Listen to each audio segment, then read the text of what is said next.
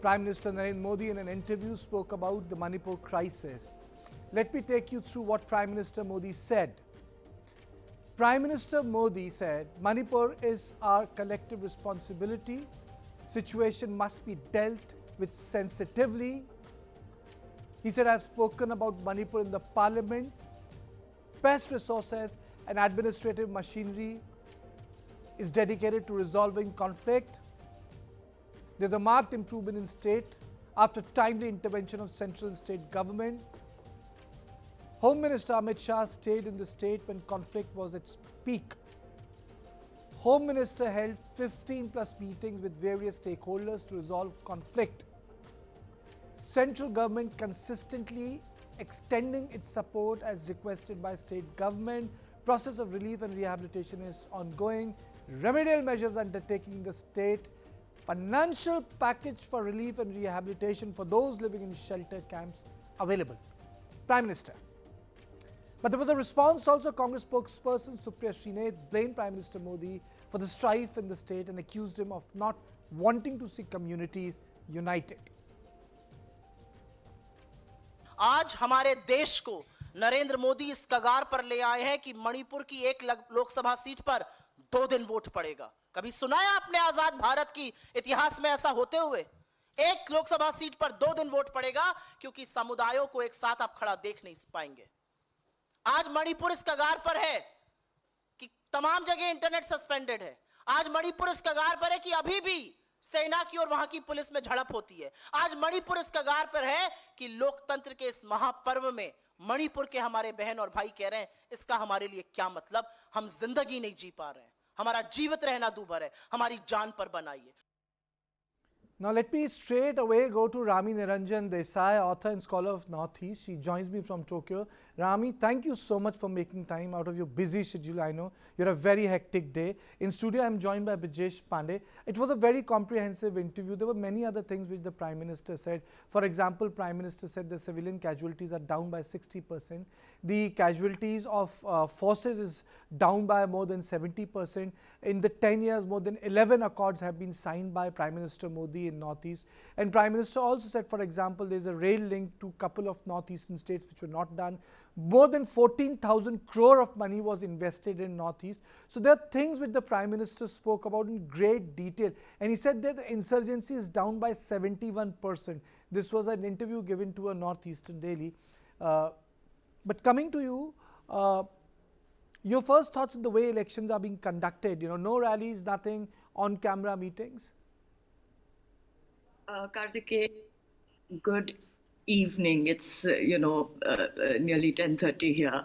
I'm glad I could be on your show regarding this very important message that the Prime Minister has given in the light of the elections that are also coming up. I think we must address one or two things before I answer your question. First of all, there seems to be this, rumor, like Supriya ji has said, that the Prime Minister, doesn't care about Manipur, that he hasn't spoken about it. He's spoken about it in the parliament, and also he made some very, very pertinent points when he spoke in August, just after his speech in the parliament, when he spoke to the BJP's Kshetriya Panchayat Raj Parishad in Calcutta.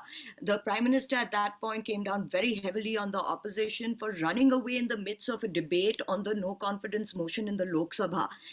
At that point he said that the whole country saw all these MPs of the opposition parties who made a political situation out of, one of a very heart-wrenching situation that our brothers and sisters in Manipur had to go through. Instead of discussing it in the parliament, they betrayed the people of Manipur. And these are the words of the Prime Minister, because he said that, the Home Minister Amit Shah had written a letter to all these political parties saying that they immediately wanted to discuss Manipur with them because it was necessary to have a detailed discussion and to see what resolutions can come out of Manipur. Instead of doing that, because they would have had to bear the brunt of the legacied historical issues that they are responsible for, they passed a no confidence motion and ran away. Supriya ji should not talk about Manipur because I don't think she's ever been to Manipur. So these people that she calls brothers and sisters are people that she's never met. She doesn't understand. If we were to ask her what communities existed in Manipur, she wouldn't know. Having said that, Kartikeya, now coming to your question, let me say, the Prime Minister, having spoken about Manipur multiple times, has never made this into a political issue. Even now, under the Viksit Bharat, Viksit Northeast program, Prime Minister Narendra Modi has unveiled some 55,600 crores worth of projects in the 6 northeastern states, with Manipur having worth 3,500 crores of projects launched. And look at the kind of projects. Do you think these are political projects? These are long-term projects, Kartikeya. Manipur Technical University, an ITSEZ, football grounds, road projects, bridges, water supply schemes. Additionally, a Unity Mall, which was inaugurated, focusing on sports and the preservation of nature. Football grounds with natural grass at 7 locations, knowing what fantastic sports people, Manipur produces, even road projects under NESIDS, 2 national highway projects, 4 bridges under the Setu Bandhan.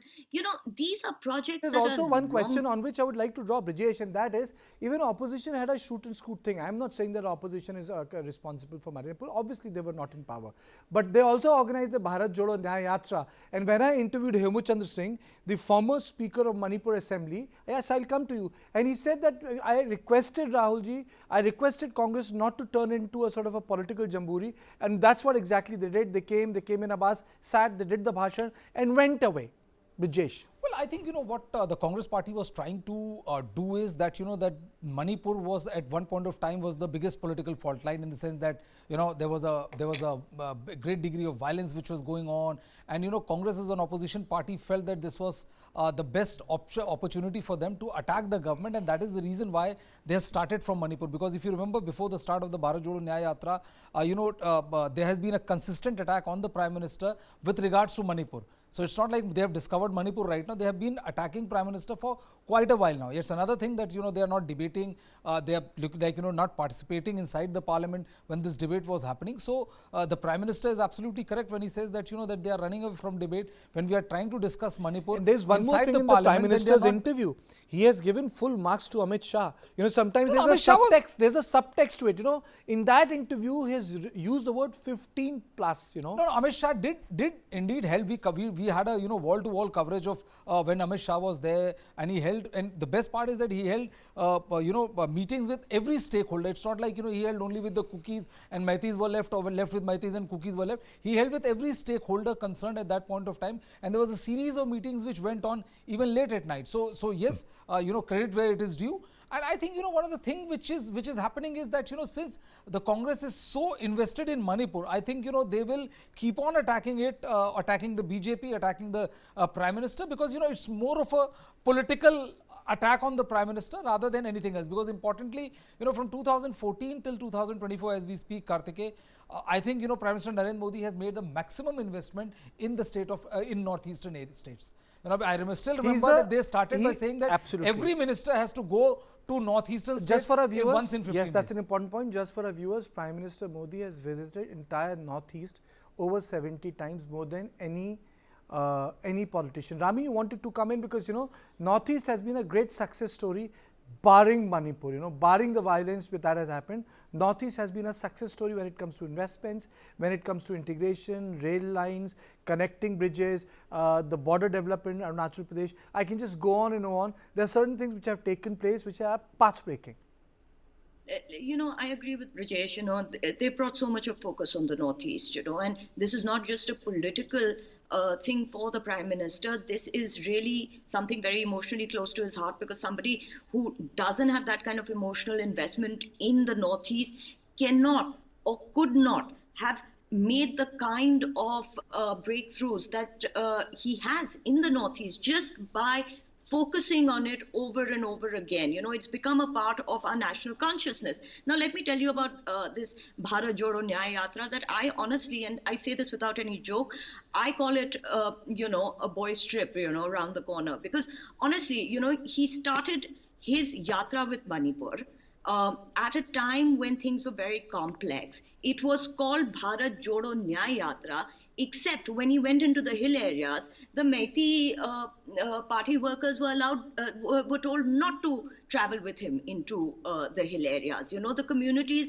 the political party itself was divided on community lines. So what Bharat Jodo Nyaya Yatra was he doing? Again, you have to be able to see through short-term political benefits versus a long-term vision for this region. There is a Unity Mall project that is going to cost around 149 crores that has just been inaugurated, that is going to have stalls for all recognized communities in the state. There's a special focus on sports to divert the youth from drugs, which we know is a huge problem. Now, why was any of this, including the infrastructural developments that I have just mentioned, not done in the 50 years prior to this government coming in? Why is it that basic roads, basic highways, infrastructure, water supply, the drug situation, all has to be handled by this government? Yes, it has been unfortunate. Rami, I'm sorry I'm stopping you. Do you think that major political decisions might come after Lok Sabha elections when it comes to Manipur administrative, political? See, I think number one priority for not just the people of India, but also, our government representatives is to ensure that this is long-term peace. He's already said that, there has been relative peace and we brought down incidents of violence by an enormous amount. You can't compare it to what was going on last year, so it has been brought down, but it has to sustain. And he also mentioned collective responsibility, which is what, the both of you and I have been saying for a really long time, that, we also have to take responsibility. So it will all be dependent on that responsibility, but make no two ways about it that post these elections, there will be strong decisions. There have already been strong decisions like revocation of the FMR. ILP was put when Manipur felt insecure during the CA amendments. Border fencing has commenced.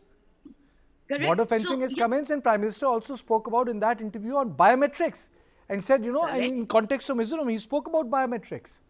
So, Karthikeya, if they can take such strong decisions at a time like this, I have no doubt whatsoever that in the future, they will have larger, grander plans, and Manipur will be a focus for us because I have always said this, that it is the gateway to Southeast Asia for us, irrespective of all the problems. The fact is that it has not been sidelined like it was for many, many years.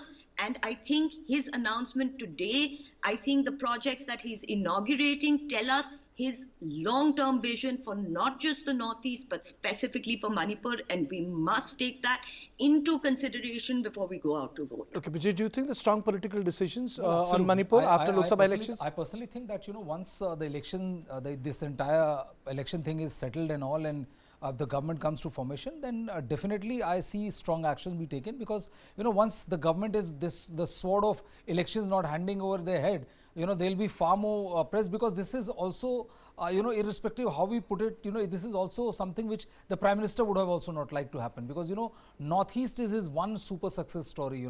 I remember, because I've been covering BJP beyond traditional areas. BJP beyond, I've seen cabinet ministers coming out of the meeting and saying, like, today is my turn, this is my fortnight to visit one state in the Northeast, and the Prime Minister would definitely not want his Northeastern sojourn to end on a sour note, or to end or have any such conflict mar it for a longer time. So I guess, once the Okay. election comes to an end and the new government is formed, I definitely think that very strong actions will be taken. Okay. Thank you, Rami, so much for joining me from Tokyo. Thank you, Brijesh. And today's story, as I said, was Prime Minister's remarks on Manipur. He, last time he spoke, he was in Parliament, but he spoke on entire Northeast. He spoke on the developmental projects that have been taken up, insurgency, accords, and multiple things. But he also said that the best has been deployed in Manipur, and the sort of work which Amit Shah had done, it was in a way I can say it was a silent appreciation of the Home Minister's work.